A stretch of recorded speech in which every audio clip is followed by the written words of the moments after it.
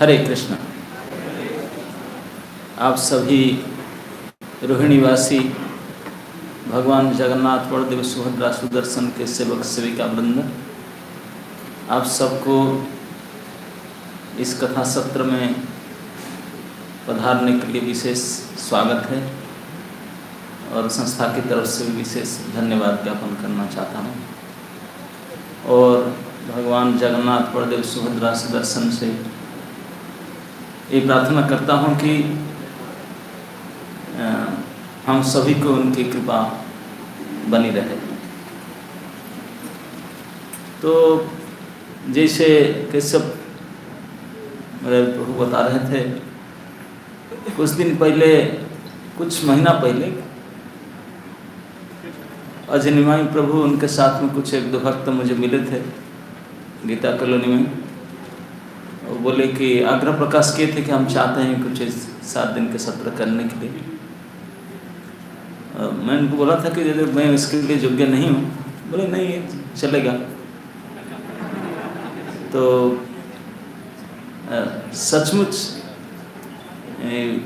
भागवत अपने आप में ही परमहंस संहिता है, सात्वत संहिता है। निर्मत्सर लोग ही उसका आस्वादन कर पाते हैं। हम तो इसके लिए नित्यांत अयोग्य हैं। और ये हमको तो पता है हमारा योग्यता के बारे में कितने हैं, लेकिन अब अभी आकर आपके सामने बैठ चुका हूँ। प्रभु जी ने बोल दिए तो इनका कहने पर हम भी मान लिया, आकर बैठ गया हूँ। तो अभी तो आप लोग को झेलना पड़ेगा। अगर मैं कुछ गड़बड़ करूँ तो आपको संभालना पड़ेगा। तो ठीक है, ये प्रसंग को शुरू करने के लिए हम प्रयास करते हैं और आप सबका कृपा आशीर्वाद को भी आशा करता हूँ। हरे कृष्ण। ओम अज्ञानतिमिरान्धस्य ज्ञानाञ्जनशलाकया चक्षुरुन्मीलितं येन तस्मै श्रीगुरवे नमः।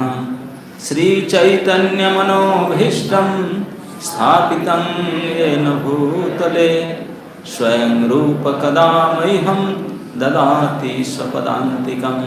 वन्देऽहं श्रीगुरो श्रीयुतपदकमलं श्रीगुरुन् वैष्णवांश।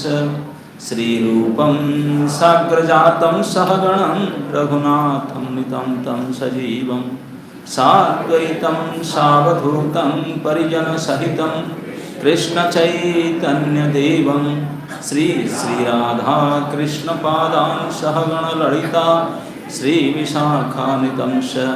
हे कृष्ण करुणा सिन्धो दीनबन्धो जगत्पते गोपेश गोपिका कान्त श्रीराधाकान्त नमोस्तुते।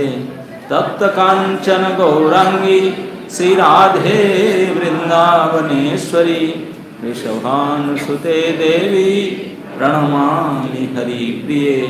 जय श्री कृष्ण चैतन्य प्रभो नित्यानंद श्री अद्वैत गदाधर शिवासादि गौर भक्तवृंद।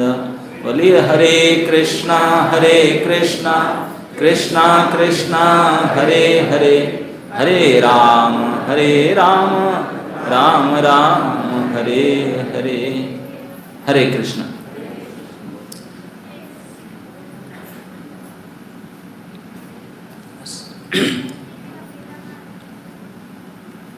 समग्र संसार में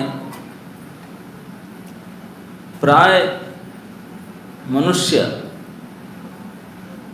दुखी ही दिखाई पड़ता है।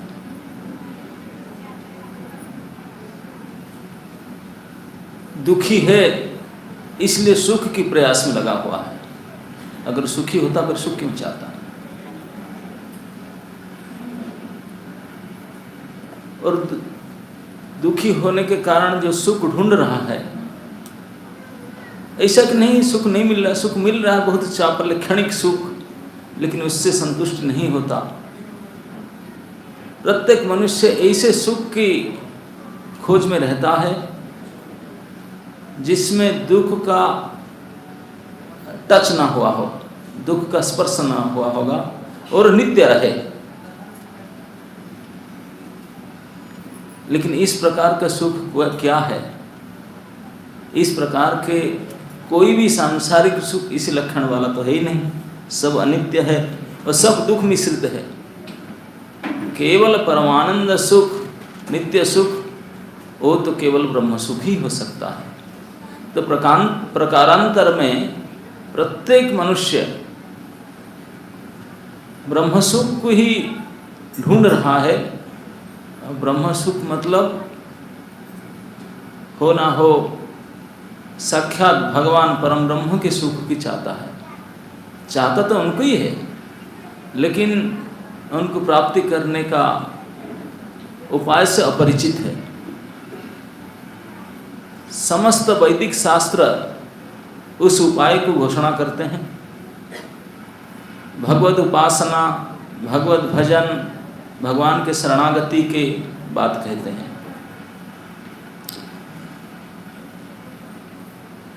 इस कलियुग के जो लक्षण है उसमें जो कलिहत जीव है उनके दुख की सीमा तो और कुछ बढ़ा हुआ है।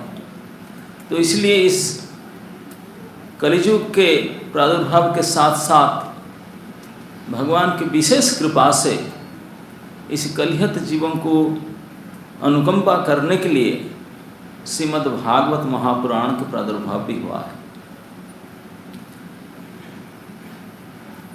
श्रीमद् भागवत महापुराण अपने आत्म परिचय देते हुए कहते हैं कि निगम कल्पतरोर गलितम फलम, बोलते मैं भागवत हूँ, मैं वैदिक कल्प वृक्ष का पेड़ में पका हुआ फल हूँ, गलितम फलम। तो ये वैदिक कल्प वृक्ष का विगलित फल श्री भागवत महापुराण आपने को उद्घोषित करके कहते हैं कि मैं भगवत कृपा से, भगवत अनुमति से मैं इस युग में यहाँ प्रकट हुआ हूँ। मैं नहीं प्रकट हुआ हूँ, मेरे प्रभु ही प्रकट हुए हैं। श्रीधाम गोलोक वृंदावन से इस भौम वृंदावन में, जमुना तीरस्थ गोकुल में वो भी प्रकट हुए हैं। समस्त वैदिक शास्त्र जीव को ही कहते हैं कि भगवत उपासना करो, भगवान की भजना करो, भगवान को पाने के प्रयास करो।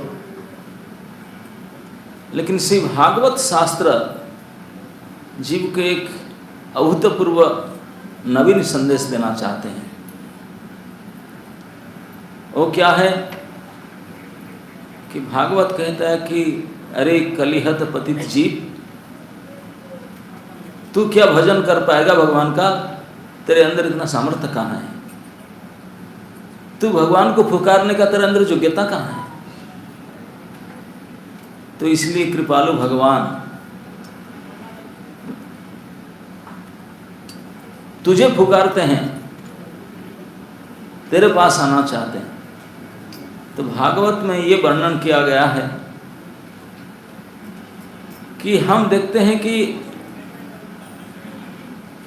हर जगह पर दिखाया जाता है कि भक्त भगवान के व्याकुल होते हैं, पुकारते हैं।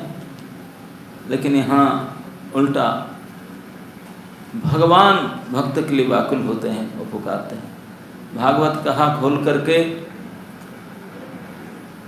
कि जितने जीव भगवान को चाहता है, चाहने की इच्छा करता है, उनको प्रार्थना करता है, उनसे कई गुना ज़्यादा भगवान जीव को चाहते हैं और परम उत्साह से, इच्छा से उनको पुकारते भी हैं, आते हैं उनके पास। श्रीमद् भागवत में भगवान को मुरलीधर, बंशीधर करके, बंशीधारी करके कहा गया। चक्रधारी ने, बंशीधारी, हाथ में जो बंशी धारण करते हैं तो बंशी बजाते हैं। इति वेणुरवंगराजन सर्वभूत मनोहर, समस्त प्राणी के मन को हरण करने वाले ये मुरली, ये बंशी ध्वनि, जिसके द्वारा भगवान प्रत्येक जीवात्मा को बुला रहे हैं, अपने पास आह्वान कर रहे हैं, बुला रहे हैं। इस बंशी के द्वारा सभी ब्रज गोपियों के मन को हरण करके उनको बुलाते हैं। केवल इतना ही नहीं, भगवान के जीव के प्रति व्याकुलता भागवत पृष्ठ हम देखते हैं कि माँ जसोदा के स्तन पान करने के लिए स्तन्यपायी गोपाल रोते हैं माँ माँ करके।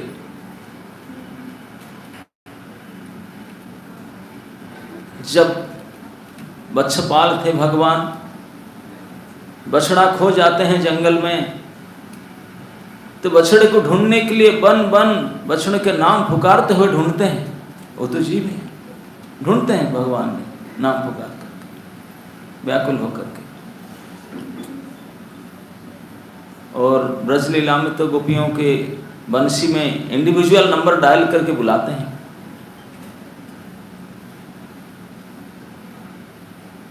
तो इस भागवत में ये नूतन हमको ये संवाद प्राप्त होता है कि हम जितने व्याकुल होकर के भगवान को पुकारते हैं, भगवान हमारा दशा देख करके देखते हैं कि जीव मेरा पास आने के सामर्थ्य नहीं है, तो भगवान स्वयं हमारे पास आते हैं, हमको बुलाते हैं और हमको चाहते भी हैं। तो भागवत इसलिए खोल करके कहते हैं कि अरे जीव, तू ये सब छोड़ करके मेरा बात मान। क्या तेरा बात मानो? तू केवल ध्यान देख करके मुझे सुन, मेरा बात को सुन तो लो। अगर ध्यान से मेरा बात को तू सुनेगा मन लगा करके, तो तुझे वो प्राप्त हो जाएंगे।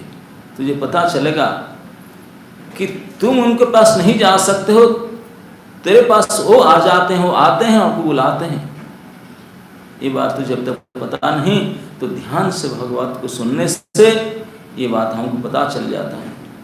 आपको कहीं और जाना नहीं पड़ेगा, साक्षात भगवान आपके पास आ जाएंगे। यही भागवत में आत्म परिचय में कहा गया। भागवत को सुनने का इच्छा मात्र प्रकट करने से भगवान हृदय में आ जाते हैं। सुभी तत्क्षणात्, अभी सुना नहीं, सुनने का मैं सुनना चाहता हूं, मैं सुनने के लिए आऊंगा, ये विचार सुभी और तत्क्षणात् भगवान तुरंत आ जाए। ये ऐसे प्रभावशाली शास्त्र है। तो इस भागवत महापुराण में ये सब तथाकथित धर्म को झाड़ू करके साफ कर दिया गया। वेद्य वास्तव वस्तु अत्र शिवदम तापत्रय उन्मूलनम।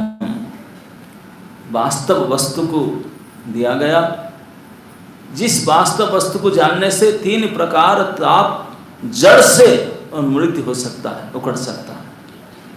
हम सब त्रिताप से दग्ध हैं, 3 ताप जड़ से उखाड़ कर फेंक सकता है भागवत पुराण को कोई ध्यान से सुने तो। तापत्रय उन्मूलनम, शिवदम परम मंगल प्रदानकारी। इसलिए संसार में देखते हैं जिसके भी कोई भी अमंगल किसी प्रकार का हो, तो भागवत कराना चाहते हैं कि मंगल हो जाएगा। परम मंगल, परम पुण्य, ये भागवत है। तो इस भागवत में ये जो विशेष बात आप लोगों के आदेश पर हम चर्चा कर जाएंगे इस सत्र में, इसमें भगवान ने उद्धव को दूत बना करके वृंदावन को भेजते हैं। श्रीमद् भागवत महापुराण में उद्धव के साथ भगवान का 2 विशेष चर्चाएं हैं। एक को कहते हैं उद्धव संदेश, एक को कहते हैं उद्धव संवाद। श्रीमद् भागवत महापुराण के 11 स्कंद में श्री भगवान ने अपने प्रिय उद्धव को अनमोल उपदेश दिए हैं। इसको उद्धव संवाद करके जाना जाता है। ये उद्धव संवाद है 11वां स्कंद में, और 10वें स्कंद में 2 अध्याय में 46 और 47, इस 2 अध्याय में भगवान ने अपने ब्रजजनों के प्रति उनका जो प्रेम की याद आता है, स्मरण याद आता है, व्याकुल होकर के उद्धव को भेजते हैं ऑन बिहाफ ऑफ हिम, उनके तरफ से उद्धव को ब्रज को भेजते हैं। तो उसको उद्धव संदेश कहा जाता है, क्योंकि दूत बनकर संदेश वाहन अपने मैसेज लेकर के, मैसेज कैरियर बनकर के उद्धव जाता है, उसको उद्धव संदेश कहते हैं। ये 10वें स्कंद के 2 अध्याय में वर्णन है, 46 और 47। तो हम लोग किसी उद्धव संदेश की चर्चा करेंगे, उद्धव संवाद के नहीं। ये संदेश श्रीमद्भागवत महापुराण के 10वें स्कंद के अंतर्गत 46 और 47 ये दोनों अध्याय में वर्णित है। तो इस उद्धव को दूत के रूप में भगवान ब्रज में भेजें, उसके पीछे थोड़ा रूपरेखा के बारे में अवश्य जानना चाहिए। क्या हम जानते हैं भगवान कृष्ण ब्रजजन के प्राण सदृश है, ब्रजजन के प्राण सदृश है, और ब्रज उनको सर्वश्रेष्ठ आनंददायी भूमि है, रस भूमि है, प्रेम भूमि है। सबसे प्रेमी भक्त ब्रज में है, ब्रजवासी है। तो उस प्रेम भूमि, इसी आनंद लीला भूमि, इसी प्रेमी भक्त को छोड़कर भगवान मथुरा गए क्यों? पहला बात तो ये आता है। कुछ बहाना करे ना जाते, नहीं जाते कौन चलता नहीं थे, कोई काम पता, कोई और से और पकड़ काम करा देते। गए क्यों? अगर गए जो काम के लिए, काम करके वापस आए क्यों नहीं? कंस को मार कर वापस आ जाते, कंस ने वापस आए नहीं क्यों? अगर किसी कारण से नहीं आ पाए तो मथुरावासी को बुलाकर उनके पास रख लेते, ब्रजवासियों को, मथुरा में आओ, यहाँ फ्लैट दे देते हैं, वहीं रहो उनके पास में, बेवनी हो। अगर ये ना हो पाया तो बीच बीच में 2-4 दिन तक आकर के ज़्यादा दूर ना थोड़ी ना है, घंटा भर में आना जाना हो जाता। राजपुत्र है, गाड़ी में आ जाते, घूमकर चले जाते, 2-4 दिन बीच में रहकर चले जाते, है ना नहीं? और आज ऐसा क्या हो गया कि खुद नहीं आ पाए, 1 घंटे की दूरी भी नहीं है, तो दूसरे को भेजना पड़ता है। ये सब जो शंकाएं हैं, जब तक उसका समाधान नहीं होगा तो हम आगे कैसे बढ़ेंगे? तो इसलिए सबसे पहले आज इस शंकाओं का समाधान करने के लिए प्रयास करेंगे, तब विषय पर चर्चा में जाएंगे। तो पहला प्रश्न मन में उठता है, ब्रजप्राण श्री कृष्ण ब्रज छोड़ करके मथुरा गए ही क्यों? ये अच्छा तरह से आप सबको पता है कि कंस ने अपनी गाड़ी भेजा, आपने विशिष्ट आदमी भेजा, VIP पास भेजा कि फेस्टिवल है, बुला। अरे फेस्टिवल है, बुला रहा है। अभी तक जितने कृष्ण जन्म होकर के गोकुल में आए, तो एवरीडे कंस तक किसी न किसी को मैसेंजर भेज ही रहा था ना। आज अक्रूर से पहले क्या कोई एक दिन खाली था क्या?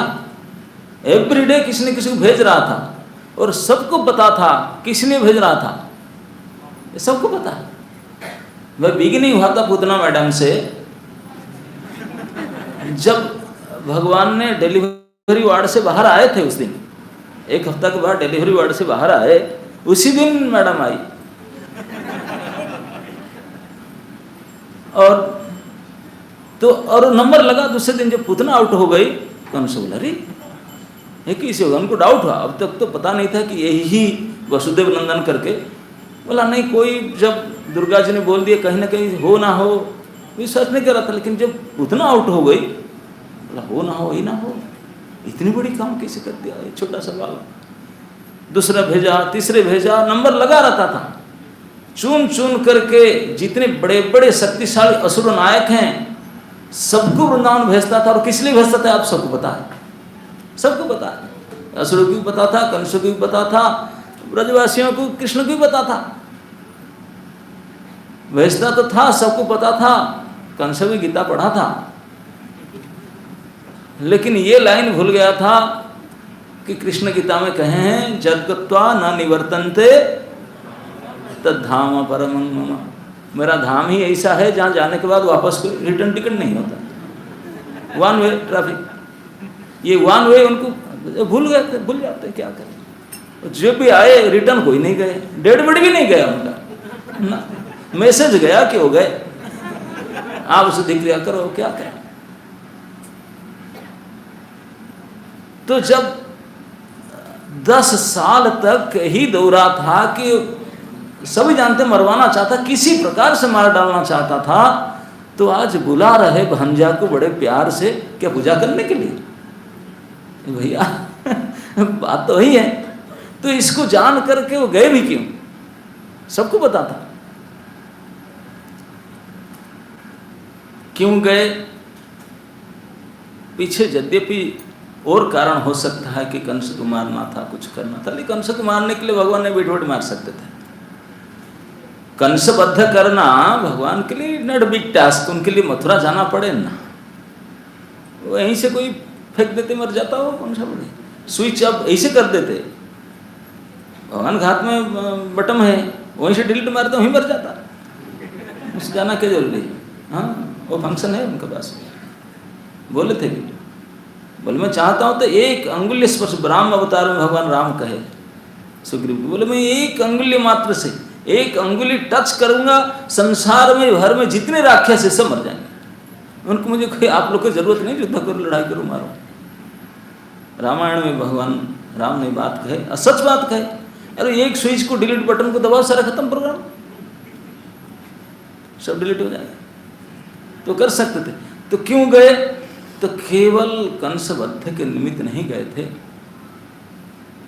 जैसे हम सभी जीव का एक स्वभाव होता है, क्या, जहां हमको ज्यादा अपनापन मिलता है, जहां हमको ज्यादा प्रेम मिलता है वही रहना चाहते हैं ना, नहीं? जहां से यहाँ से अधिक प्रेम मिलता है उस जगह में जाना चाहते हैं, और जहां कम प्रेम में अपनापन मिलता है वहां नहीं रहना चाहते, है ना। ये जीव का स्वभाव ही है ना, नहीं? हाँ बिल्कुल। लेकिन जीव का स्वभाव हो सकता है, भगवान का स्वभाव नहीं। जीव भगवान ऐसे नहीं, वो पूर्ण है। भगवान तो सभी के है ना, किसी को अपना करे, किसी को दुश्मन करे, भगवान का ऐसा नहीं। समोह हम सर्वभूतेषु, ये भगवान के स्वभाव। निश्चित जमुना तट वंशी बट भगवान के अति आनंददायी लीलाओं में प्यारी भूमि है, प्रेम स्थली है। ब्रजवासी भगवान के अत्यंत प्रेमी भक्त है, उनका तुलना हो नहीं सकता, अतुलनीय है, मानना है, सत्य है। लेकिन उसके साथ साथ श्री मथुरा जी में जो भक्तगण है, उनका जो भगवान के प्रति निष्ठा, जो प्रेम, जो भाव, उसका वो कुछ कम भी नहीं है। श्री वसुदेव माता देवकी भगवान को पुत्र रूप में पाने के लिए कितने कष्ट उठाए, ये तो आप सब सुनेंगे। अभी जन्माष्टमी आ रहा है, हर साल सुनते हैं। जिस दिन शादी हुआ वसुदेव जी का देवकी माता के साथ, उसी दिन से बुरा दिन शुरू हो गया है ना, नहीं? दुख के दिन आ गया। एक एक दिन कितने दुख में बीता। प्रथम पुत्र हुआ, अरे शादी के विदाई दिन से तो गला काटने वाले थे कंस ने अपने बहन का, नहीं? हाँ, अब रक्षाबंधन का सीजन था, उस समय कोई भाई के और गला काटने वाला। तो जेल में रहे, उन्हीं के सामने कारागृह में सद्य प्रसवित पुत्रों को हत्या किया जाता था, उनके सामने ऑन द स्पॉट मर्डर किया जाता था। उसी को झेल करके रहे। 8वां संतान के रूप में कृष्ण आए, दुख मिटे नहीं, थोड़े देर के लिए आए, फिर जेल में डाल दिया। लंबा दीर्घ समय तक कारादंड भोगते रहे दोनों दंपति। जब तक कृष्ण जन्म के बाद भी, भगवान जन्म हुए तभी भी दुख नहीं मिटा, उसके बाद भी जब तक कृष्ण बलराम मथुरा नहीं गए तब तक उनके दुख का अंत नहीं था, ये सब जानते हैं। और एक एक क्षण कृष्ण की चिंता में रहते थे। कृष्ण जन्म होने से पहले जितना दुखी थे, कृष्ण जन्म होकर के चोरी चोरी उनको जहाँ छोड़ कर के आए, अरे आपने बेटा को आपने हेल्थ से लेकर के और कहीं छोड़कर आया, माता पिता कैसे सोचते होंगे? यू जस्ट इमेजिन, आप कल्पना कीजिए कितने सोचते हैं। एक एक क्षण दोनों बालक कृष्ण और बलराम दोनों गोकुल में हैं, राम इधर हैं। वो इतने डर है कंसका कि बोल भी नहीं सकते, देख भी नहीं सकते, फोन फोन तो था नहीं, कुछ खबर भी नहीं दे सकते, बहुत भय से संकुचित होकर के एक एक क्षण कृष्ण चिंतन में जाता था उनका। अपने पुत्र दूसरी जगह पर है, कैसे है, क्या है। 11 साल तक बेटे के मुंह नहीं देख पाए। सोचिए कितने दुख की बात। तो भले ब्रज के प्रेमी भक्तों के आनंद लीला प्रेम ठीक है, लेकिन इसी माता पिता का दुख को कोई भुला जा सकता है क्या? तो भगवान कैसे उनको भूल सकते हैं? उनके पास जाना था। उनके इतने गाढ़ चिंतन पुत्र के रूप में पाकर भी इतने दुख। ऐसे भक्तों, भक्त भयहारी जनार्दन भगवान के वो कैसे न जाते? केवल माता पिता नहीं, और अनेक वासुदेव देवकी की छोड़ करके अनेक मथुरावासी भक्त ऐसे कठिन कष्ट को सहन करते हुए उसी दिन को अपेक्षा करते थे, कभी ना कभी प्रभु आएंगे, हमारा दुख हरण करेंगे, हम उनको दर्शन कर पाएंगे, हमारा मंगल होगा, सुख प्राप्त हो। इसी आशा लेकर बैठे थे। क्या भगवान उनको निराश कर देंगे?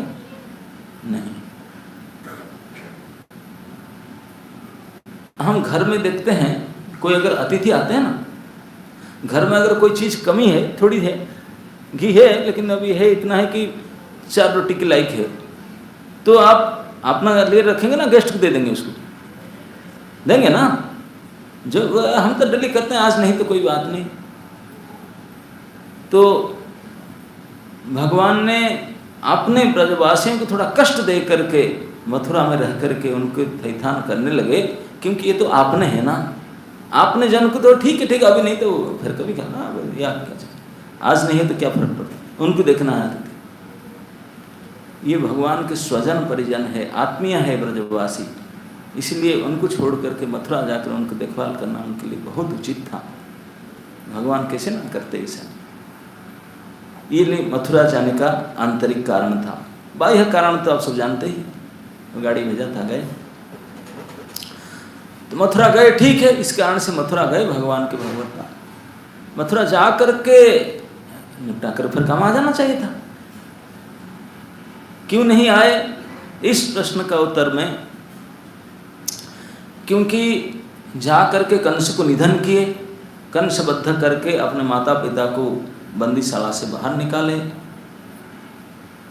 महाराज उग्रसेन जदुराज को फिर दोबारा राज सिंहासन में बैठाए, तो केवल माता पिता को जेल से निकाल देने से क्या दुख मिट जाएगा उनका? इतने साल तक आपने जन्म पुत्र का वात्सल्य को कैसे, जो अतृप्ति था, जो शैशव के बालक का जो स्नेह ममता कैसे उनको मिला नहीं था, ऐसे अतृप्त वात्सल्य भाव को तृप्त करना तो उचित था ना? नहीं, कैसे? वसुदेव देवकी तो अपने प्राण प्रिय इतने प्यारा कृष्ण को पा करके पुत्र रूप में एक क्षण भी नहीं छोड़ना चाहते थे। कौन छोड़ेगा?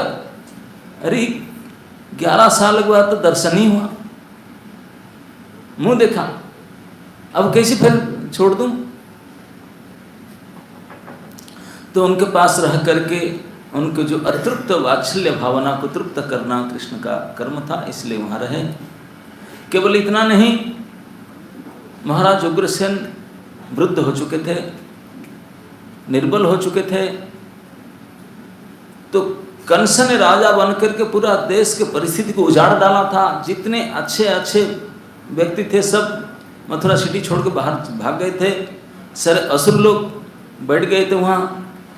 तो इसे बिगड़े हुए राज्य को पुनर्गठन करना, सब उचित समाज को बुलाकर फिर बैठाना ठीक ठाक, ये सारे कार्य का पूरा दायित्व कृष्ण के ऊपर था। क्योंकि वो तो जानते नहीं थे, अभी अभी कंस था, बिल्कुल सब गवर्नमेंट चेंज हुआ, ये नया गवर्नमेंट में सब सेटलअप करने में कृष्ण का काम था सारा, कृष्ण भगवान। तो भगवान भक्त वत्सल है, इस अवस्था से कैसे छोड़ करके आते? तो इसलिए मथुरा छोड़ करके आना संभव ही नहीं था।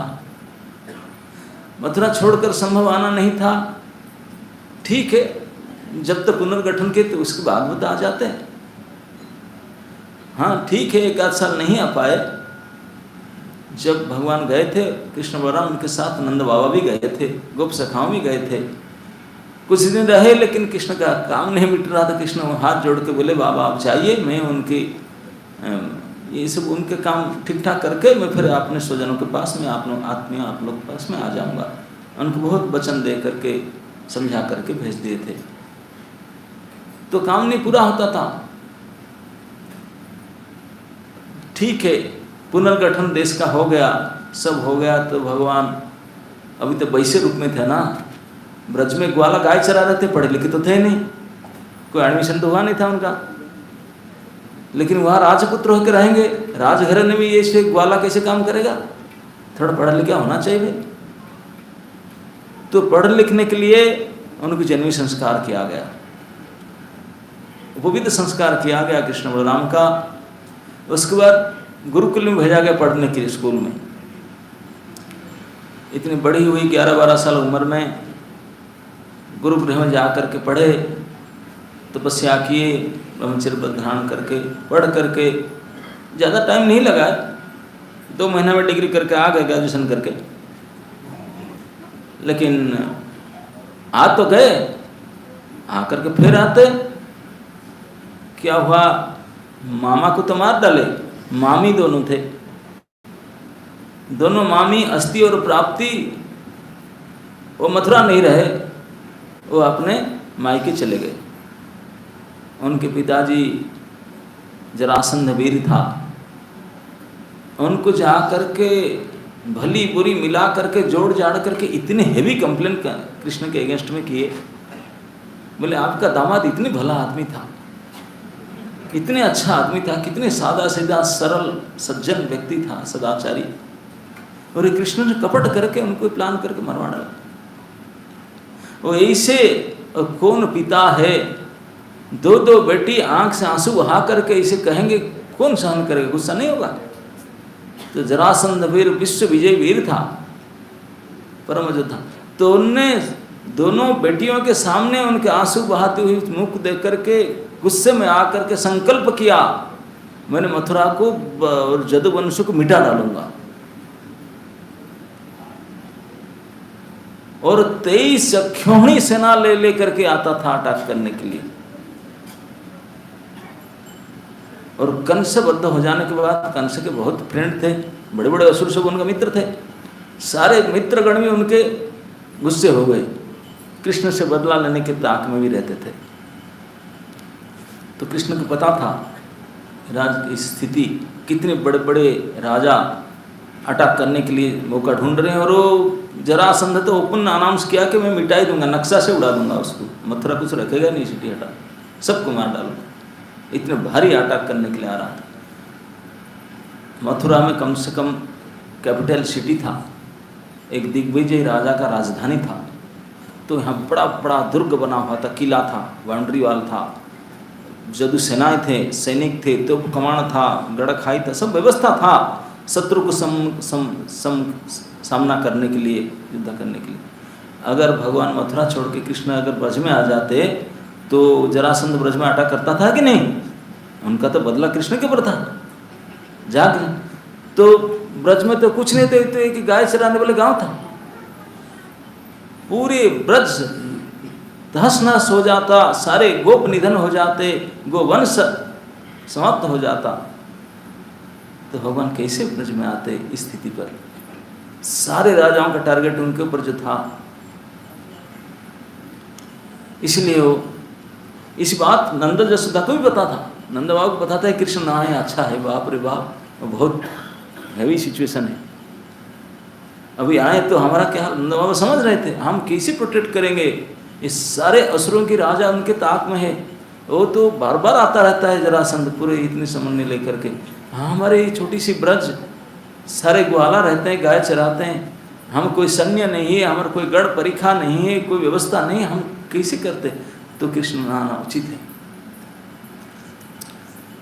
ठीक है, नहीं आते, कम से कम बीच बीच में 2 दिन के लिए आ जाते, 2-4 दिन के लिए छिप कर आते, 2 दिन में आकर घूम कर चले जाते। कोई ज़्यादा दूर थोड़ी ना है, 1 घंटे का रास्ता भी नहीं लगेगा, आ जाते चले जाते। क्यों नहीं आते? अगर कृष्ण बार बार यहाँ आते और दूसरे को पता चलता कृष्ण का सबसे प्रेम भूमि है, सब बहुत पसंद करते हैं, अपने बहुत लगाव ब्रज में है, तब भी ब्रज में अटैक करते, धावा डालते और ब्रज को सत्यानाश कर देते। तो इसलिए कृष्ण ने जान करके ब्रज में आना नहीं चाहिए। किसी को पता नहीं चलना चाहता था, पता नहीं देते थे किसी प्रकार से कि मेरा ब्रज के प्रति ऐसे लगाव है। दूसरी कारण था कि जब वसुदेव देवकी के साथ अब कृष्ण रहे, उनके पुत्र बनकर कृष्ण बलराम, वसुदेव देवकी ने सीधा बोले, बेटा वासुदेव कृष्ण, तू हमको छोड़कर कहीं नहीं जाना, कहीं जाना हो तो हमारे परमिशन लेकर जाना। हाँ पापा जी, आपको बिना पूछे मैं कैसे जाऊँ। कृष्ण ने हाथ जोड़ के बोले थे भगवान वसुदेव के सामने, मेरा ये गलती है, आप मेरे पिता माता है, लेकिन मैं शैशव काल में आपके स्नेह ममता नहीं पाया, किसी कारण से दूर रहा, लेकिन अभी मैं आपको छोड़कर नहीं जाऊंगा, आपको आनंद से अलग नहीं करूंगा। तो उन्होंने बोले थे, अरे जो करना है कम से कम हम बिना बोले कहीं नहीं जाना, हम आपको और छोड़ना खोना नहीं चाहते हैं, जो हो गया अभी नहीं खोना चाहते हैं। तो इसलिए कहीं भी कृष्ण को जाना होता था, बहुत आवश्यक समय कोई कृष्ण को जाना होता था, तो वसुदेव को पूछना पड़ता था कि वो जरूरी काम में जाए, तो बहुत कष्ट से रो रो कर परमिशन देना चाहते थे, बड़े कष्ट से परमिशन देते थे, नहीं चाहते थे कि मेरे से कहीं अलग हो जाए। कोई दूसरे राजकार्य में जाने के लिए भी बड़े मुश्किल से परमिशन देते थे, और वृंदावन जाने का तक कतई परमिशन नहीं। तो वृंदावन का बात ही उठने से दोनों वसुदेव देवकी से आंखों से आंसू की धारा टपक रहा था,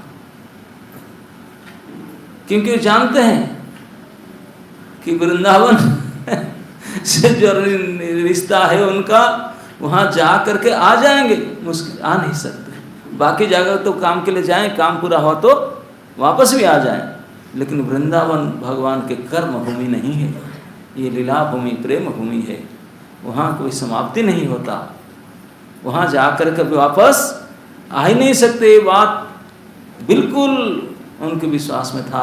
तो इसलिए वृंदावन का नाम उड़ते ही उनका दिल धड़क रहा था, बिल्कुल रोना शुरू करते थे, बेटा नहीं नहीं नहीं वृंदावन। और ये सत्य बात है, वो निराधार ऐसे रो नहीं रहे थे।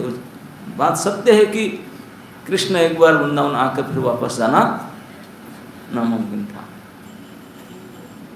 ठीक है, एक आध दिन छिप करके आ करके एक आध रात 2 रात रुक के चले जाते, बीच में बोलते बाबा चिंता मत कर, मैं गया और आया, प्रमिस करके जाता हूँ, और आऊँगा जा करके, किसी को साथ में ले जाता हूँ, साथ में आ जाऊँगा, ऐसे चले जाता।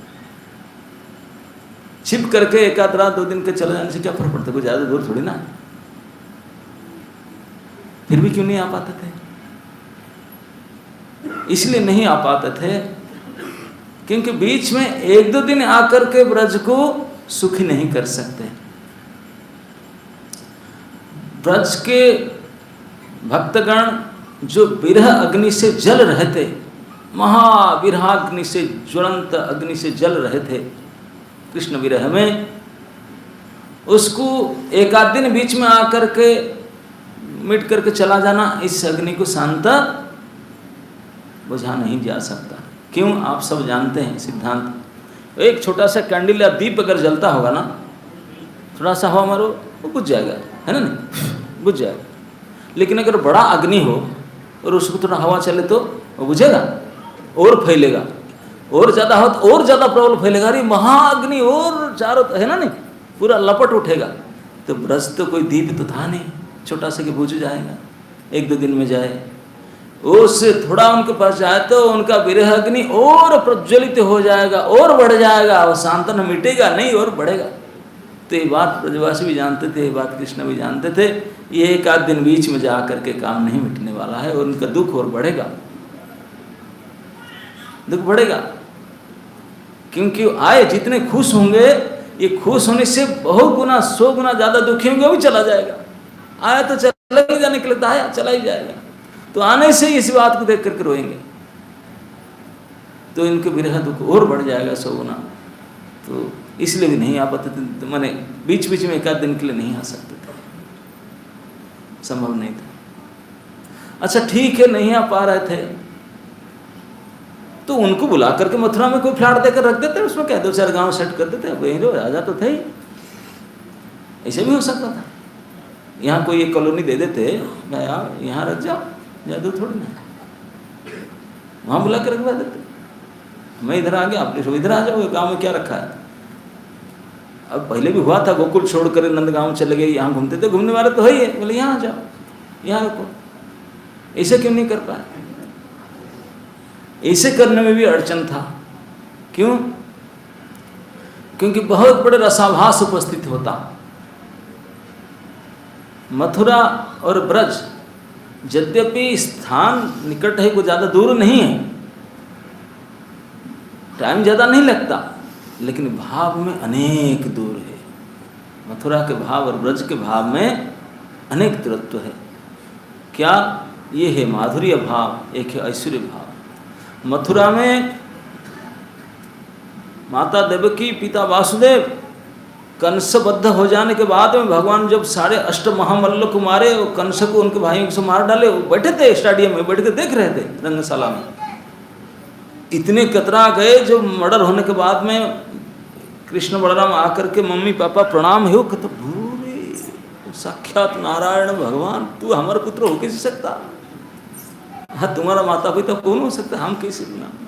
वो प्रणाम करते थे, वो तो डर से कांपते थे उनको गोले में लेने के लिए, उनके प्रणाम स्वीकार करने के लिए वो कांप उठते थे, अरे हमको प्रणाम कर रहा है। कृष्ण को गोद में बैठाने के लिए वो बिल्कुल डर जाते थे, ना ना ना ना ना बेटा, हाथ उठ जा, हाथ जोड़ देते थे। जानते थे भगवत्ता करके हम कैसे अपने माता पिता के लायक हैं, ऐसे करते थे। और यहाँ ब्रज में यशोदा माँ तो गोद में बैठाने की बात नहीं, उनको हाथ जोड़ने का बात नहीं, उनको डांटना पिटना दंडित करना, रस्सी में बांध डालती थी उनको, इस प्रकार करती थी, भर्त्सना करती थी। नंद बाबा तो अपने शूज अपने खड़ा बोलते थे, बेटा सर में लेकर आ जाना, मैं जा रहा हूँ लेकर आ जाना।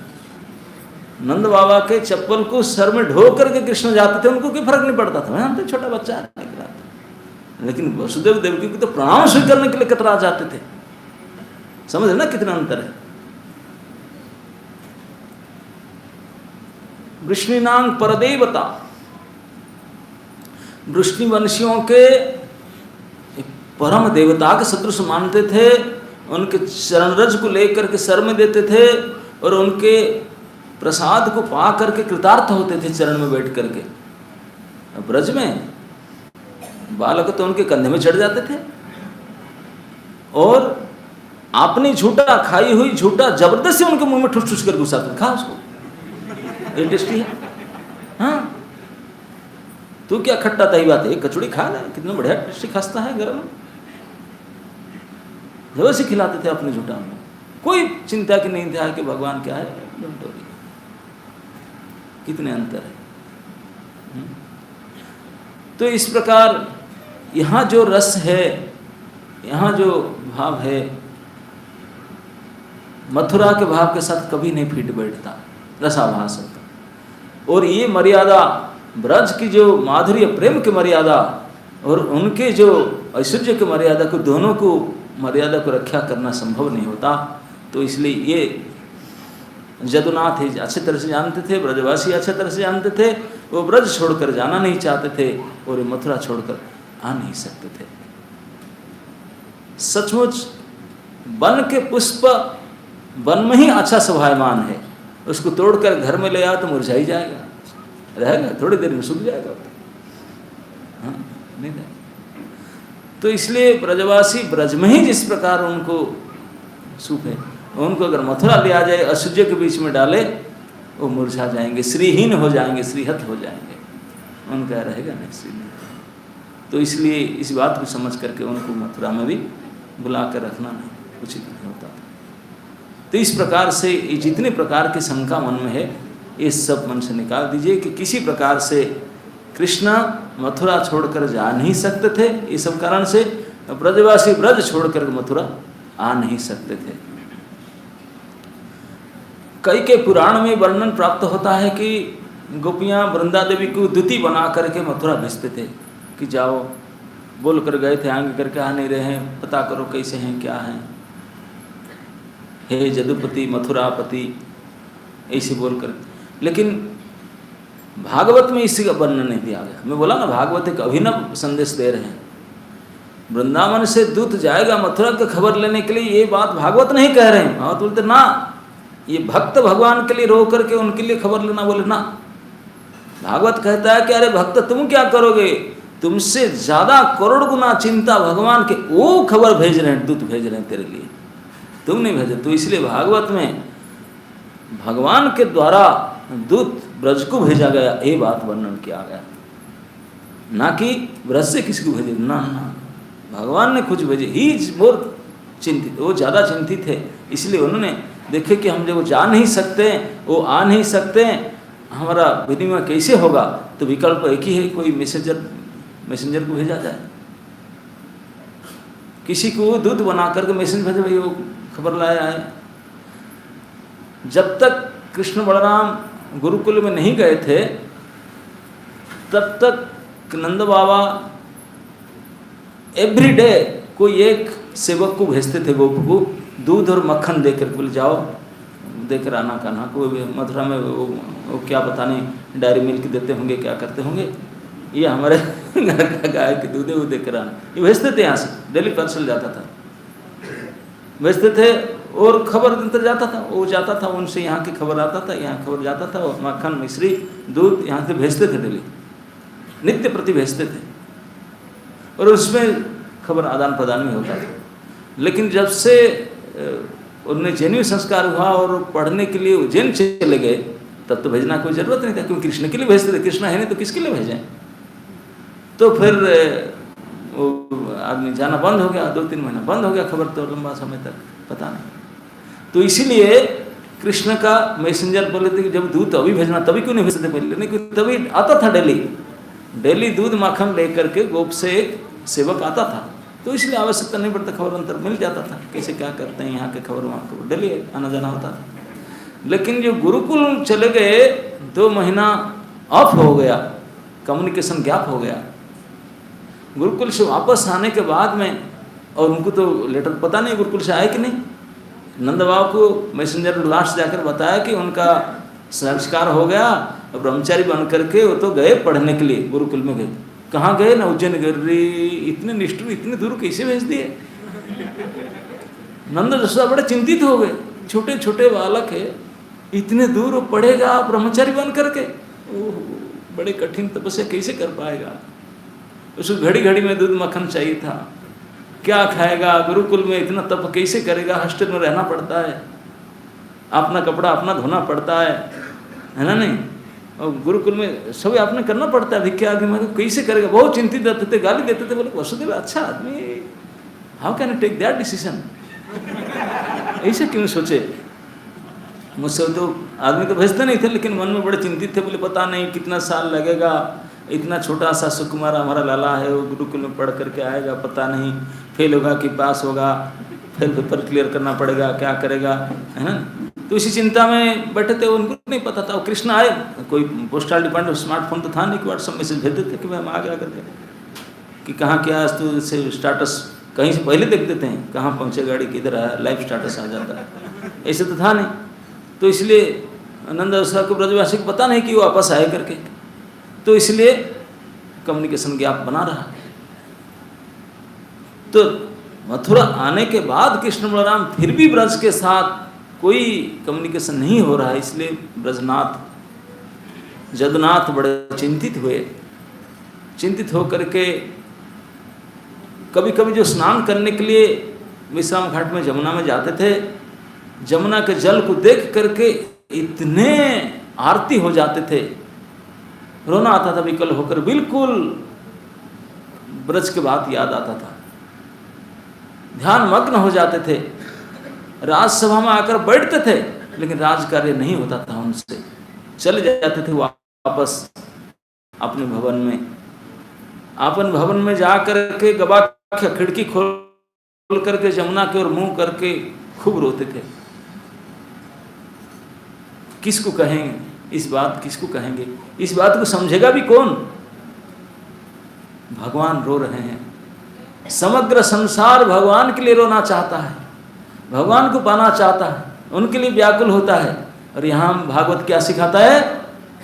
भगवान व्याकुल होकर के रो रहे हैं, बड़े चिंता में पड़े, सोच में पड़े क्या करूं। यही भगवान की भक्त वत्सलता, इतनी चिंता, भक्त रक्षण इतनी चिंता है। सर्वसमर्थ है, कुछ भी कर सकते हैं, लेकिन भक्त के करुणता, भक्त को तकलीफ देख करके आपने कोई भूल जाते हैं मैं कुछ कर पाऊंगा करके, दुखी होकर वो ऐसे अकेले बैठ कर राजसभा में उठ करके चले गए, जा करके आपने रूम में बैठ करके दरवाजा खोलकर जमुना की ओर मुंह करके सिसक सिसक करके रो रहे थे। इतने स्मरण आता था ब्रज की बात, विशेष करके मम्मी पापा का, नंद जसोदा का प्यार की बात, और सखाओं का, गोपियों का तो फिर कहना ही क्या है। बहुत दुख में रो रहे थे। उद्धव देखे कि चले गए, प्रभु कैसे चले गए, तो उन्होंने उठ करके गए, क्योंकि सबसे नियर एंड डियर उद्धव थे।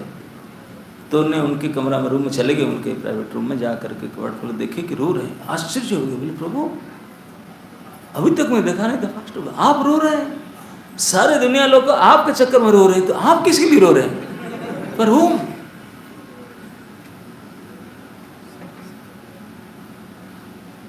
अब भगवान क्या बताएं, वो इसलिए किसी के सामने नहीं रहते, बोले मथुरावासी कोई समझेंगे नहीं, इस बात को जानते ही नहीं, सब भगवान के भगवत्ता ऐश्वर्य करके माने, ये प्रेम की बात वो क्या समझेंगे, उनके रोने से कोई समझेंगे नहीं। बोले तो खुद जा नहीं सकते थे, वो आ नहीं सकते थे, किसी को मैसेंजर करके भेजूं, थोड़ा खबर पता चला कि मेरा बात उनको बता दे, मेरे मैसेज उनको बता दे, उनके दुख सांत्वना दे, उनको बात मुझे बता दे, यही चाहते थे विकल्प। लेकिन इतनी बड़ी मैसेज कैरियर काम करेंगे जो इतने प्रेमी भक्तों को सांत्वना देने के लायक, कोई दूत बनने के लायक योग्य व्यक्ति भी तो होना चाहिए ना, किसी मेरे घर के तो भेज नहीं सकते ना। ऐसे कोई योग्य व्यक्ति हो जो भगवान के मन की बात, उन्हें हृदय की बात, उन्हें आरती की बात, वो परम आरती परम प्रेमी, उनको जाकर बतावे, उनके दुख को भी थोड़ा सांत्वना दे और उनको बात आकर यहाँ बतावे। इस प्रकार के योग्य व्यक्ति कोई हो तब तो किसी को भेजा जाए ना। ऐसे योग्य व्यक्ति कौन है? कृष्ण इसको सुन रहे थे, किसको भेजूं? जिनका जन्म से लेकर अब तक हर प्रकार की योग्यता, खानदान, कुलीनता, अभिजात्य, पढ़ाई लिखाई सब प्रकार से ठीक ठाक हो, और ये परम गोपनीय बात है, पूरी दुनिया उसको मानेगा नहीं। बोले कैसे? कृष्ण रो रहे हैं, ये जो परम गोपनीय बात, इसको सही से समझे, उनको गोपन भी रखे, टॉप सीक्रेट है। उसको रख कर इस बात को, मेरे बात को उनको मैसेज दे, फिर उनके बात को मुझे आकर बताया। ऐसे योग्य व्यक्ति, इतने विश्वस्त व्यक्ति, इतने काबिल व्यक्ति कौन है? तो इसी चिंता में भगवान थे और ब्रज जनों के स्मृति में, विरह में कातर होकर के रो रहे थे। इसी को भागवत कह रहा कि भक्त भगवान के व्याकुल होकर रोता नहीं है, उससे ज्यादा भगवान भक्त के लिए व्याकुल होकर रोते हैं। केवल रोते नहीं, व्यवस्था भी करना चाहते हैं, किसी को भेजना चाहते हैं अपनी ओर से कि जाओ उनको समझाओ, क्यों रो रहा है, चिंता कर रहा है, मैं हूं ना।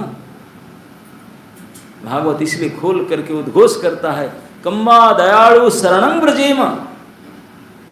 अरे दुखी पीड़ित जीव, तो क्यों चिंता में पड़ रहा है, इधर उधर झक मार रहा है, कहाँ जाऊं क्या करूं।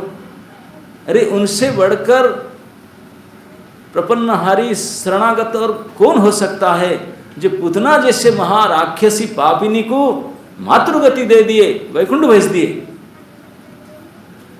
उनको छोड़कर वो किसी के शरण में जाना चाहते थे। उनके शरण में जा, उनके शरण में जाने से हमारा शरण लेंगे, हम करेंगे। अरे उसकी चिंता करते हैं, उनके तरफ से तो वादा है, सकृत एव प्रपन्नायम तब अस्मि इति जाचते। सकृत मतलब एक बार भी कोई भगवान को कह दे, हे प्रभु मैं आपका हूं, अभयम सर्वदा तस्मै ददामि एतम व्रतं मम। भगवान कहते ये मेरा व्रत है, ये मैं प्रतिज्ञा करके कहता हूं, एक बार जो मेरा हो जाए मैं सदा सर्वदा के लिए उनको निर्भय कर दूंगा। ये उनका व्रत है।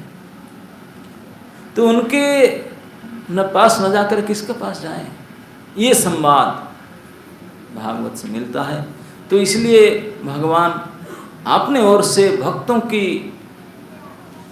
सांत्वना के लिए, भक्तों की दुख हरण करने के लिए, भक्तों को चिंता मिटाने के लिए भगवान चिंतित है, व्याकुल है, और एक योग्य व्यक्ति को अपनी ओर से अपने प्रतिनिधि के रूप में भेजना चाहते हैं। योग्य व्यक्ति को, वो योग्य व्यक्ति कौन है, इसी योग्यता के बारे में इस अध्याय का प्रथम श्लोक शुरू हुआ है। ओम नमो भगवते वासुदेवाय, ओम नमो भगवते वासुदेवाय, ओम नमो भगवते वासुदेवाय। ये श्री दशम स्कंद के 46 अध्याय के प्रथम श्लोक। श्री शुक उवाच, वृष्णीनां प्रवरो मंत्री कृष्णस्य दयितः सखा शिष्यो बृहस्पते साक्षात् उद्धवो बुद्धिसत्तमः।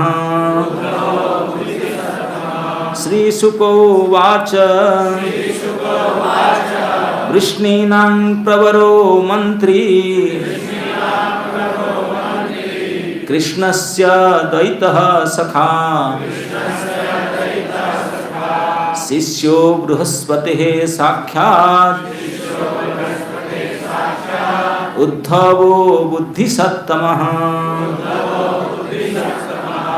उसका शब्दानुवाद है, श्री शुकोवाच, श्री सुखदेव गोस्वामी ने कहे, वृष्णि नाम, वृष्णियों में से, प्रवरः श्रेष्ठ, मंत्री सलाहकार, कृष्णस्य कृष्ण का, दैत अति प्रिय, सखा मित्र, शिष्य शिष्य, बृहस्पति देवगुरु बृहस्पति का, साक्षात प्रत्यक्ष उद्धव उद्धव, बुद्धिसत्तम सर्वोच्च बुद्धि वाला। अनुवाद एवं तात्पर्य, सुखदेव गोस्वामी ने कहा, अत्यंत बुद्धिमान उद्धव वृष्णि वंश के सर्वश्रेष्ठ सलाहकार, भगवान कृष्ण के प्रिय मित्र तथा बृहस्पति के प्रत्यक्ष शिष्य थे। तात्पर्य, आचार्यगण भगवान कृष्ण द्वारा उद्धव को वृंदावन भेजे जाने के कई कारण बतलाते हैं। भगवान ने वृंदावन वासियों से वादा किया था, आयास्ते मैं लौटूंगा। यही नहीं, पिछले अध्याय में भगवान कृष्ण ने नंद महाराज को ही वचन दिया था, द्रष्टुम श्याम, हम आपका तथा माता यशोदा के दर्शन करने के लिए वापस आएंगे। साथ ही भगवान श्री वसुदेव तथा माता देवकी के साथ कुछ दिन रहने का वचन भी नहीं टाल सकते थे, क्योंकि उन्होंने इतने वर्ष तक कष्ट झेले थे। इसलिए भगवान ने अपने स्थान पर अपने अभिन्न प्रतिनिधि को भेजने का निश्चय किया। यह प्रश्न किया जा सकता है कि कृष्ण ने नंद तथा यशोदा को मथुरा आने के लिए क्यों आमंत्रित नहीं किया। श्री जीव गोस्वामी के अनुसार जिस स्थान पर वे वसुदेव तथा देवकी से प्रेम विनिमय कर रहे थे, उसी स्थान पर और उसी समय नंद यशोदा के साथ ऐसा करने से भगवान कृष्ण की लीलाओं में विषम परिस्थिति उत्पन्न हो जाती। इसलिए उन्होंने नंद तथा यशोदा को अपने साथ मथुरा में रहने के लिए नहीं बुलाया। वृंदावनवासी अपने ढंग से कृष्ण को समझ रहे थे। मथुरा के राजसी वातावरण में उनकी भावनाओं की समुचित अभिव्यक्ति नहीं हो सकता था। इस श्लोक में उद्धव को बुद्धिसत्तमा, अत्यंत बुद्धिमान बतला गया है। अतः ये वृंदावन के उन निवासियों को दक्षता से सांत्वना दे सकते थे जो कृष्ण के लिए तीव्र विक्षोभ का अनुभव कर रहे थे। तत्पश्चात मथुरा लौटकर उद्धव वृंदावन में देखे गए साधारण असाधारण शुद्ध प्रेम का वर्णन सभी वृष्णिवंशियों से कर सकेंगे। निसंदेह कृष्ण के प्रति गोपी तथा गोपियों का प्रेम कृष्ण को अत्यंत अन्य भक्तों द्वारा अनुभूत प्रेम से बहुत बढ़ा हुआ था, और इस प्रेम के विषय में सुनकर कृष्ण और सारे भक्त अपनी श्रद्धा तथा भक्ति में संवर्धन कर सकेंगे। तो यहाँ पहले श्लोक में सुखदेव गोस्वामी कहते हैं कि उद्धव का योग्यता के बारे में, वृष्णीनां प्रवरो मंत्री कृष्णस्य दयितः सखा शिष्य बृहस्पति सख्या उद्धव बुद्धिसत्तम। इसमें उद्धव के 6 विशेषण बताया गया। 6 गुण को सुखदेव गोस्वामी कहते हैं। अब जानते हैं कृष्ण के भी 6 गुण होता है भगवत्ता का, तो ये भी कुछ कम नहीं है, ये भी 6 गुण यहाँ बताते हैं। सबसे बताते हैं वृष्णि नाम, उद्धव को सिलेक्ट करने के लिए वृष्णिवंशी का व्याख्या करते हैं ऐसे अर्थ के रूप में आचार्यगण कहते हैं कि वृष्णि वो हैं जो कोई उनके पास जाए कोई सहायता के लिए तो धन की वर्षा कर दे। वर्षयंती वृष्णि ही, जो सहायता मांगने वालों को वर्षा की तरह उनके मन तृप्ति कर दे। जैसे बारिश हो जाए सब तृप्ति हो जाती, इसी प्रकार दूसरे कहीं उनको हाथ पताना ना पड़े, ये है वृष्णिवंशी। मतलब उनके द्वार पर कोई आए खाली हाथ ना लौटे, और जो खाली हाथ नहीं उनके द्वार पर आए तो कहीं दुनिया पे और कहीं हाथ ना पताना पड़े, ऐसी वृष्टि कर दें, उनकी इच्छा पूर्ति कर दें। तो उनमें से जो सर्वश्रेष्ठ थे प्रवर, वृष्णि नाम प्रवर। प्रवर मतलब उनके सबसे सम्मानीय मान्य थे, बहुत उच्च थे, बेजोड़ थे, मतलब सभी के आदरणीय थे, सभी उनको बहुत सम्मान देते थे। मतलब उद्धव का भाषा, उनके व्यवहार और उनके आचार विचार, इसके द्वारा संपूर्ण जदुवंशी पूरे मथुरावासी इतने उनके प्रति सम्मान भाव रखते थे, इतने आदर भाव रखते थे कि उद्धव जो कहें, अरे उद्धव जी बता रहे तो मान, उद्धव जी इतने सभी के हृदय में उद्धव प्रति इतने सम्मान भाव भरा हुआ था, भर भर करके उद्धव नाम लेते ही मथा न तो रे उद्धव जी कहते हैं क्या, इतने सम्मानीय व्यक्ति थे पूरी मथुरा में। इसलिए वृष्णि वंश में प्रवरः, और किसी को वृष्णि प्रवर नहीं कहा गया। उद्धव हैं ऐसे, वृष्णि नाम प्रवरो। और दूसरा, केवल वृष्णि वंश में सबसे सम्मानित, क्योंकि कई लोग होते हैं बहुत अच्छे हैं, दुनिया में उनका बहुत नाम है, लेकिन अपने गांव में बदनाम है, ऐसे होता ना। कृष्ण खो दिए, उनको चोर बोलते हैं, माखन चोर दुनिया में पूजा करते हैं। बोले हम अपना खानदान में बहुत बदनामी है, बाहर में बड़ा नाम माने। बोले ऐसे काम नहीं, जो बिल्कुल कुलीन अपने खानदान से भी हो और बाहर में सब जाएगा। तो इसलिए वृष्णि वंशियों में भी उनका इतने मान सम्मान इज्जत था, प्रवर थे। बोले प्रवर तो है, लेकिन मंत्रणा करने के लायक, मंत्री मतलब मंत्रणा करने के योग्य। मंत्रणा शब्द का इसलिए कहा गया क्योंकि कोई सब बात को गोपन रखने में एक्सपर्ट होना चाहिए। अब जाके बच्चे की तरह खुल खाल दे जा रहे, गड़बड़ हो जाएगा। कृष्ण किस प्रकार से किसी अपने आदमी को क्या भेजते हैं, ये बिल्कुल सीक्रेट बात होता है। अपने मन की बात, जो अपने मन की बात को अपनी जैसे हृदय में धारण कर इस प्रकार बता सके, तो इसे गोपनीय बात को गोपनीय रखने वाले उस्ताद, मंत्रणा करने वाले में, जो मंत्र मतलब जैसे किसी को ना बताएं, मुग्ध कर सके, किसी को जैसे मंत्र की तरह से मोहित मुग्ध किया जाए, इसी प्रकार गोपनीय बात करके समझा करके किसी बात कर सके। तो इस प्रकार एक्सपर्टीज, तो इसलिए मंत्री होते हैं। जो मंत्री होते हैं वह सलाह देते हैं और मंत्रणा भी देते हैं, और बात को बिल्कुल सीक्रेट मेंटेन करके रखते हैं, उनको मंत्री कहा जाता है। ऐसी बात नहीं कि बात हल्ला कर दे, नहीं नहीं नहीं, बात घुमा कर कहेंगे नहीं। जो मंत्रणा बात गोपनीय बात उसे रखेंगे, बिल्कुल खोलेंगे नहीं। तो उद्धव इस प्रकार के थे, इसलिए मंत्री थे कृष्ण के, कि मंत्रणा योग्य थे, गोपनीय रख सकते थे। तो मंत्री नहीं, कृष्णस्य दैत, कृष्ण के दैत मतलब प्रिय, जैसे गोपीगण भी कृष्ण के दैत है। दैत मतलब ऐसे प्रिय जिनके लिए, कृष्ण से दैत मतलब कृष्ण के इतने प्रिय कि कृष्ण कभी कभी उनके लिए अपने हृदय विगलित डामाडोल हो जाता था, क्या करूं उनके लिए, इतनी सेवा करना चाहते हैं, इतनी भक्ति भाव मेरे लिए है, मैं क्या करूं उनके लिए, कैसे प्रसन्न करूं उनको। ये सोच सेव्य जो सेवक के बारे में सोचे तो इस दैत्य शब्द आएगा। तो उद्धव कृष्ण के इतने निकट, इतने प्रेमी सेवक थे कि कृष्ण को सोचना पड़ता था मैं उद्धव को कैसे खुश करूं, इतने अच्छे। जैसे गोपीगण भी दैत्य थे ऐसे ही। तो कृष्ण के अत्यंत प्रिय थे कि कृष्ण सोचते थे मैं कैसे उनको भला करूं, दैत्य। तो इसलिए कृष्ण के इतने प्रिय होने के कारण कृष्ण के प्रतिनिधि वही बन सकते हैं, कृष्ण की बात वही कह सकते हैं, दूसरा कोई नहीं कह सकता। जो उनके अति प्रिय है जी वही कर सकता है। और केवल इतना नहीं, सखा है। सखा मतलब कोई छोटे बड़े हो वाले नहीं, बड़े लोग हैं उनका बात मान लो यार, तुम बुरा मान जाएंगे, ऐसा बात नहीं है। सखा मतलब बिल्कुल सेंस, उनके मन की बात उनको कह सकता है, उनके मन की बात वो भी सुन सकता है, ये सखा का बने। तो इसलिए सख्य रस हैं भगवान के साथ। तो भगवान के हृदय के बाद भगवान जैसा दूसरे को बता सकते हैं, दूसरे के बात भी भगवान को अपने जो गोपनीय बात भी वही बता सकते हैं। फ्रेंड है बता सकते हैं, अपने मित्रता कारण बता सकते हैं। छोटे बड़े होने से बताना में शर्म आएगा, तो इसलिए शर्म भी नहीं रहेगा।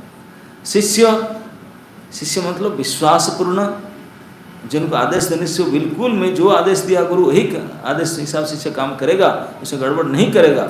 भले कोई दिक्कत आए तब भी नहीं मानेगा, मुझे बताएगा, इसे हटेगा नहीं मेरे ऑर्डर से। तो उनको शिष्य कहते हैं, शासन में जो रहता।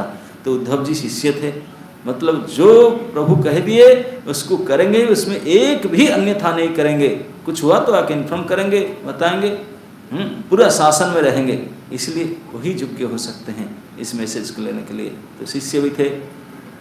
और किसका शिष्य ऐसे थे? बोले बृहस्पति का शिष्य थे। बृहस्पति के द्वारा, मतलब उनके भी पढ़े लिखे ग्रेजुएशन डिग्री है, बिल्कुल कोई मानेंगे लोग भी, बोले ऐसा नहीं है ना। नहीं, उनके इंट्रोडक्शन होगा तो बताएंगे, he is graduate from celestial university, Brihaspati लोक से आए हैं। तो इसे उनका डिग्री है। और साक्षात बृहस्पति शिष्य। उद्धव बुद्धिसत्तम, लास्ट में कहते बुद्धिसत्तम, बहुत बुद्धिमान। बोले भाई शास्त्र ज्ञान तो बृहस्पति से खूब पढ़ा, खूब डिग्री मुझे लिया, लेकिन केवल किताबी ज्ञान से प्रैक्टिकल नॉलेज जिसका नहीं है फेल मार जाएंगे, है ना। नहीं, केवल शास्त्र ज्ञान से कुछ काम नहीं बनेगा। जब प्रैक्टिकल बुद्धि नहीं, किसी इस ज्ञान को स्थान काल पात्र के अनुसार कैसे उपयोग किया जाए, ये जिसका बुद्धि नहीं वो केवल ज्ञान होने से मार खा जाएंगे। शास्त्र में शास्त्र जस्य नास्ति स्वयं प्रज्ञा शास्त्र तस्य करोति किम, जिनका स्वयं अपना बुद्धि नहीं है वो शास्त्र ज्ञान उसको क्या हेल्प कर सकता है? कैसे? ना लोचनानां विहीनस्य दर्पणं किं करिष्यति। बोले जिनका आंख नहीं है, दोनों आंख नहीं है, ब्लाइंड है, तो उनको बेल्जियम ग्लास का बढ़िया सा मिरर दो, बड़े कॉस्टली दर्पण दो, उसका वो फायदा उठाएगा? क्या काम क्या है उसका? जैसे लोचनहीन व्यक्तियों का बढ़िया हाई क्वालिटी मिरर दर्पण का कोई मतलब नहीं है, तो इसी प्रकार जिसका स्वयं समझने का बुद्धि नहीं है उनको शास्त्र ज्ञान क्या मतलब, क्या हेल्प कर सकता है? ऐसा समझ में बड़े बड़े पंडित व्याकरणकार देखते हैं, काशी में पढ़ कर पंडित आते हैं, खूब पढ़ करके आए हैं। अब जब घर में जा रहे थे, व्याकरण से, सूत्र से, तर्क से, न्याय से पढ़ कर आए, घर में जा रहे थे और रास्ता में तो पैदल में जाना होता था, रास्ता में शाम हो गया, गांव दूर है और जाना पड़ेगा, कहीं रुकना पड़ेगा। शाम हो गया, देखे कि स्मशान में क्या आ रहा है रास्ता में, एक डेड बॉडी जल रहा था जो, तो सोचने लगे क्या करें, स्मशान आ रहे, शाम हो रहा है, विपत्ति समय है, दिखाई नहीं पड़ रहा है, अब क्या करें। दोनों पंडित जा रहे थे, बड़े शास्त्री व्याकरण का। बोले कोई बात नहीं, हम तो ज्ञानी है, शास्त्र में देखते हैं क्या है। हाँ, तो राजद्वारे स्मशान ज तिष्ठति स बांधव, एक सूत्र में बता गया, इसी प्रकार विपत्ति के समय में और इसी भी समय में, राजद्वार में तो कोर्ट केस में भी और स्मशान में भी जो आपके साथ देता है उसको बंधु मानना चाहिए। तो लेकिन वो व्याकरण का अर्थ से दूसरा अर्थ समझे, बोले ये तो स्मशान है, स्मशान ज तिष्ठति स बांधव, तो हमारे बंधु तो कोई स्मशान जो होगा तो बंधु माना जाएगा, तो बंधु के फिर डरना क्या है, बंधु के साथ रहेंगे।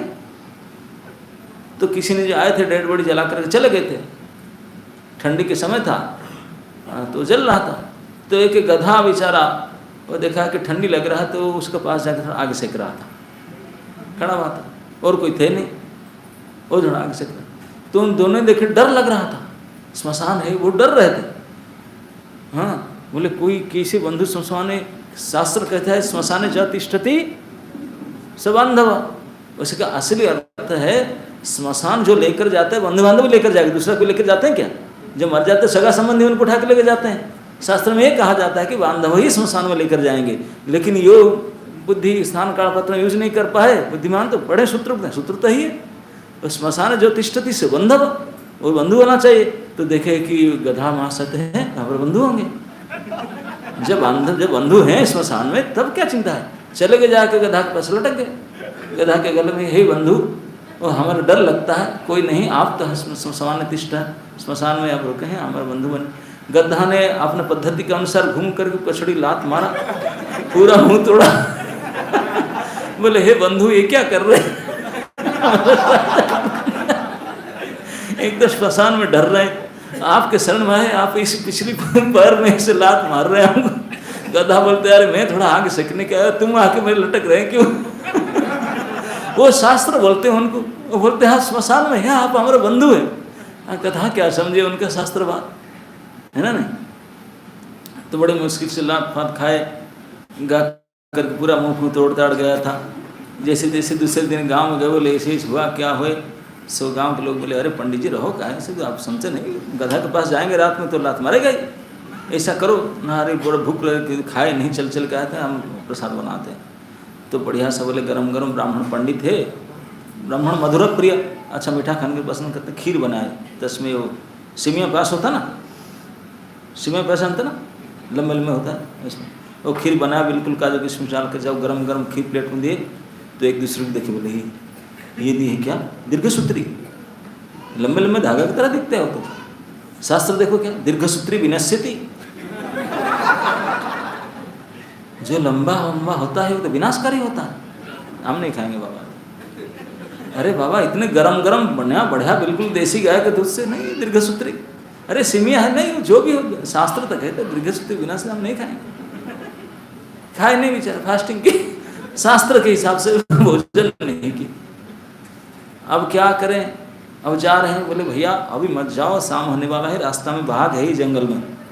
व्याघ्र, व्याघ्र शब्द क्या व्याघ्र करता है ना, बाघ खा जाता है, बड़े आप नहीं समझते, हम पंडित है, विशेष घ्राण थे इति व्याघ्र, जो विशेष घ्राण रखता है वो खाता थोड़ी है, विशेष घ्राण करते को व्याघ्र कहते हैं। वो बेचारे संस्कृत समझते, बोले देखो हम तो बोलते हैं खा जाते मत जाओ, लेकिन वो आपने संस्कृत भाषा में बोले नहीं, व्याघ्र मतलब विशेष घ्राण जो करता है वो गए, व्याघ्र आया, बोले व्याघ्र है क्या, तो घ्राण करेगा, घ्राण क्या क्या खा गया, तो विशेष घ्राण कर लिया वो।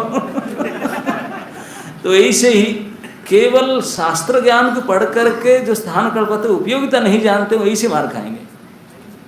तो बोले ये तो बृहस्पति के खूब पढ़ पाढ़ कर आया, खूब शास्त्र ज्ञान लेकर आया, लेकिन उपस्थिति बुद्धि है कि नहीं, प्रैक्टिकल एप्लीकेशन है कि नहीं?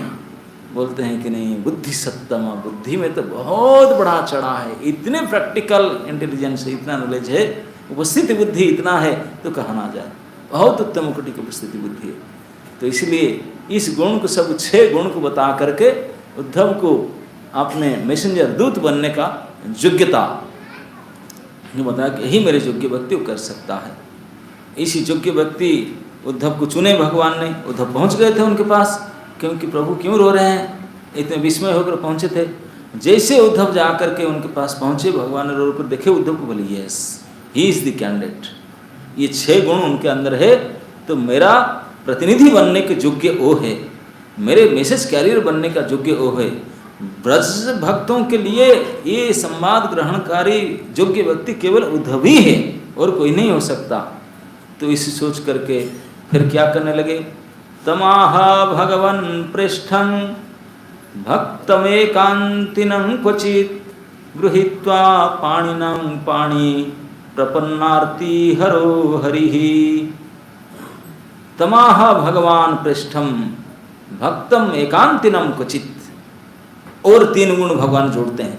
6 गुण तो पहले ही सुखदेव को बताए थे, भगवान आपने वर्ष हो 3 गुण, बोले नहीं वो 9 गुण वाले हैं। 9 मतलब बिल्कुल श्रेष्ठ, 9 के बाद फिर डबल डिजिट आएगा, बिल्कुल टॉप मोस्ट गुण वाले हैं। सुखदेव गोस्वामी 3 गुण विशेषण बताए उद्धव के, भगवान ने फर्स्ट लाइन में 3 गुण और अपना वर्ष देते हैं। बोलते हैं कि भगवान बोलते मेरा पृष्ठ है, मेरा भक्त, कैसे भक्त न एकांति न भक्त, ये 3 गुण भगवान बताते। बोलते हैं कि मेरा भक्त है, एकांत भक्त है और मेरा परम प्रिय है। तो इसलिए ये 9 गुण संपन्न, देखिए भगवान के पृष्ठ बन जाना, कोई मंत्री है ठीक है, लेकिन भगवान के पृष्ठ बनना चाहिए। क्यों? मंत्री सोचेगा नहीं तो चिढ़ जाएगा, बोले देखो मेरे से सलाह लेते हैं लेकिन प्रेम दूसरे को करते हैं, ये क्या भाई, तो प्रेमी मुझे करना चाहिए ना। तो इसलिए पृष्ठ भी है और मंत्री भी है, मंत्रणा करे तो, और भक्त भी है और एकांत भक्त है। एकांत भक्त कहने का मतलब है, एकांत भक्त उनको कहा जाता है, कहते हैं शास्त्र में एकांत भक्त कि जो अपने माता पिता भाई बंधु कुटुंबों को भरोसा छोड़ करके, जितने प्रकार के देव देवादि देवी आदि हैं सबको आशा छोड़ करके केवल भगवान की शरण में चले जाए और किसी के पास न जाए। मैंने अपने संबंधी परिवार माता पिता बंधु कुटुंब उनको छोड़ करके, और ऊपर से देवी देवताएं और जितने सब और हो सकते हैं उनसे भी छोड़ करके केवल एकाग्र भाव से कृष्ण की शरण में जाए, कृष्ण के, वही है एकांत भक्त। तो इस प्रकार उद्धव थे। उद्धव के बारे में क्या कहें, भागवत में उद्धव के बारे में वर्णन है कि उद्धव जब 5 साल के थे, ऐसे कहा गया उद्धव भगवान के भाई हैं। कैसे? चचेरी भाई हैं। भगवान के पिता है वसुदेव, वसुदेव के छोटे भाई हैं देवभाग, देवभाग के पुत्री, देवभाग की पत्नी कंसा से पुत्र है उद्धव। कंस के सगे बहन उनके माँ हैं, हाँ कंसा, और देवभाव के पुत्र, तो इसलिए चचेरे भाई हैं उद्धव। तो उनको भागवत में उनका नाम बृहत बड़ा आया है। उनका दूसरा नाम उद्धव का क्या है? बृहत बड़ा। भागवत में उनका नाम बृहत बड़ा करके आया, वही उद्धव है। उनका बारे में भागवत में कहा था जब 5 साल के थे उन्होंने, छोटे से, अभी स्कूल में एडमिशन नहीं हुआ था, तभी खेल कूद में मन नहीं रुच रहा था, भगवान तभी थे ही नहीं मथुरा में, लेकिन भगवान के बारे में सुने जाने थे, इसलिए भगवान की प्रतिमा बना करके उनको पूजा करने के लिए बैठ जाते, आंख बंद करके बिल्कुल ध्यान मग्न होकर बैठ जाते थे। 5 साल के बालक, उनके मम्मी आकर बुलाते थे उनको, बेटा बृहद बोला कलवा करने के आओ, खाने के लिए आओ। ध्यान नहीं दे, सुनते नहीं थे, इतने ध्यान मग्न करके बैठते थे पूजा में। हिलाकर पूछते थे खाना नहीं जाएगा ना, नहीं क्यों ना, अभी मेरे प्रभु को नहीं खिलाया, भूख नहीं लगाया, मैं कैसे खाऊं। इतने निष्ठा था कृष्ण से। 5 साल की उम्र में माता पिता चकित होते, बोले क्या लड़का है, 12 बज गया तो पूजा ही नहीं खत्म होता, वो खाना भूल जाता है, ध्यान भूल जाता है। कृष्ण के प्रति इतनी लगन था, जब तक मैं कृष्ण पूजा संपन्न ना करूं, कृष्ण को भोग ना लगाऊं, मैं कैसे खाऊं, मैं नहीं खा सकता माँ। 12 बजे तक नहीं खाते थे। इस बात को राजभवन में माता पिता सब देखकर कितने लगाव है कृष्ण के, इतने बालकपन में 5 साल में। और केवल इतना नहीं, इसके बाद में उद्धव कोई एक भी दाना नहीं ग्रहण किए इधर उधर, केवल कृष्ण के उचिष्ट ही भोजन करते थे। कृष्ण उचिष्ट के अलावा कोई इधर उधर की वस्तु नहीं खाएंगे, ये नियम था। और वस्त्र भी धारण इधर उधर के नहीं करेंगे, कृष्ण के उतारा हुआ प्रसादी वस्त्र ही धारण करते थे। अपना कभी कपड़ा नहीं सिलाते थे अपने के लिए, ना खरीदे नहीं थे, न सिलाते थे। केवल भगवान की जो पहना हुआ उतरा वस्त्र, वो भी खुशी से दे ले लो तो उसी को पहनते थे, उसके अलावा कुछ नया कभी नहीं पहनते थे। एक माला अलंकार आभरण पुष्प तक भी अपना नहीं लेते थे जो भगवान को चढ़ा हुआ ना, उनके निर्माल्य ना हो। बिना निर्माल्य में एक माला पुष्प अलंकार आभरण वस्त्र गामछा तक भी, कोपिन तक भी नहीं लेते थे, कुछ भी धारण नहीं करते थे। और खाना तो खाते ही नहीं थे, केवल कृष्ण का ही प्रसादी उनका जीवन था। खाना पहनना जो करना कृष्ण प्रसादी, जीवन भर ही उनका व्रत था। और कृष्ण पूजा कृष्ण उपासना जब व्रत था, देखने में बिल्कुल कृष्ण के रंग जैसा था। कृष्ण के भाई तो थे ही, वो भी सांवला वर्ण के थे। और वो वस्त्र तो उनका पहनते थे कपड़ा, और दूसरा सेम वस्त्र नहीं, वो यही वस्त्र पहनते थे, उनके ही वस्त्र पहनते थे, उनके सब कुछ। इसीलिए उचिष्ट भोजी शिष्य थे उद्धव, इतने अपने आत्मा अपनापन था। तो ऐसे उद्धव को एकादश करने में भगवान स्वयं कहे। एक बार उद्धव ने पूछे कि प्रभु मैं आपको इतने भक्ति से भाव करता मानना चाहता हूँ, थोड़ा मुझे बताएं आपको सबसे प्रिय कौन है, रियली आपका प्रिय सबसे कौन है। ब्रह्मा जी होंगे, आपके बेटे हैं, शंकर जी आपके भाई लगे, आपके मित्र हैं, वो भाई तो बलराम जी हैं, वो भी होंगे, पत्नी तो लक्ष्मी वो होंगे। भगवान उद्धव के सामने बात कहे, न च मे प्रियतम आत्मजोरिन न शंकर, न च संकर्षण न श्री न आत्मा जथा भगवान। उद्धव मेरा प्रिय इतना तो मेरे पुत्र ब्रह्मा भी नहीं है, मेरा पित्र शंकर भी नहीं है, मित्र शंकर भी नहीं, मेरे भाई बलराम जी मेरे इतना प्रिय नहीं है, अरे और तो और मेरे श्रीमती लक्ष्मी जी भी मेरे इतने प्रिय नहीं है, अरे और छोड़ मैं खुद भी मेरे लिए इतने प्रिय नहीं हूं जितना तुम मेरे प्रिय हो उद्धव। ये श्री हरि अपने श्रीमुख से उद्धव के सामने ही बोले थे।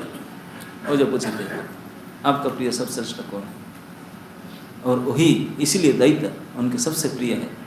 अब ऐसे उद्धव को जब आज देखते हैं इस एकांत में, रोते अवस्था में, व्याकुलित अवस्था में, जो मन में चल रहा था ये मेरा काम कर सकता है, उनके में से अब क्या करते हैं ये बात को काल चर्चा करेंगे।